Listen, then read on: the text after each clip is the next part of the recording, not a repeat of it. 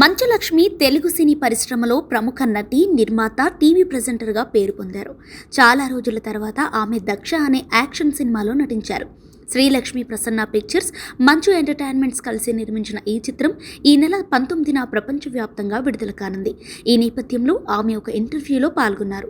ఈ కార్యక్రమంలో తన ఆర్థిక పరిస్థితి గురించి చెప్పుకొచ్చారు. తనకు అప్పులున్నాయనే రూమర్స్ గురించి క్లారిటీ ఇచ్చారు. మంచు లక్ష్మి సుమారు 2 ఏళ్ల క్రితమే హైదరాబాద్ నుంచి ముంబై షిఫ్ట్ అయిపోయారని తెలిసిందే. అయితే హైదరాబాద్లోని తన ఇల్లు అమ్మకానికి పెట్టారని, చాలా అప్పులు ఉన్నాయని రూమర్స్ వచ్చాయి. ఇదే విషయం గురించి తాజాగా జరిగిన ఇంటర్వ్యూలో ఇలా చెప్పారు. హైదరాబాద్లో నాకు ఇల్లు లేదు. అసలు నేను విక్రయించేందుకు ఇక్కడ ఇల్లు ఉండాలి కదా. ఫిలిం నగర్లో ఉన్న నివాసం నాది కాదు. అక్కడ కేవలం ఉండేదానిని మాత్రమే. ఆ ఇంటి గురించి వివరాలు కావాలంటే మా నాన్నను అడగండి చెప్తారు. ఆ ఇంటితో నాకు ఎలాంటి సంబంధం లేదు. నేను ఆ ఇంట్లో ఉండేందుకు నాన్న ఇచ్చారు. ఆ ఆస్తి నాది కాదు, నాన్నకు సొంతం. నా ఇష్ట ప్రకారమే ముంబై వెళ్ళిపోయాను. అక్కడ ఇంటి అద్దె చెల్లించడానికి ఇబ్బందిగా ఉన్నా సరే ఉన్నంతలో సరిపెట్టుకున్నాను. డబ్బు సాయం చేయమని నాన్నని అడగలేదు.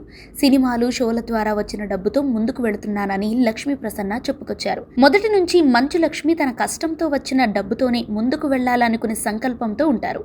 అమెరికాలో ఆమె చదువుతున్న రోజుల్లో కూడా పార్టీ ఉద్యోగం చేసేవారని తెలిసింది. తన తండ్రి వారసత్వం కంటే తనలోని టాలెంట్తోనే ఆమె గుర్తింపు పొందారు. ఆమె బహుముఖ ప్రతిభ కలిగిన వ్యక్తిగా భారతీయ సినిమాతో పాటు అమెరికన్ టెలివిజన్లో కూడా తన ప్రతిభను చాటారు. మంచు లక్ష్మి తన వ్యక్తిత్వం, ధైర్యం, బలమైన అభిప్రాయాలతో తెలుగు సినీ రంగంలో ప్రత్యేక స్థానాన్ని సంపాదించారనేది వాస్తవమనే చెప్పొచ్చు.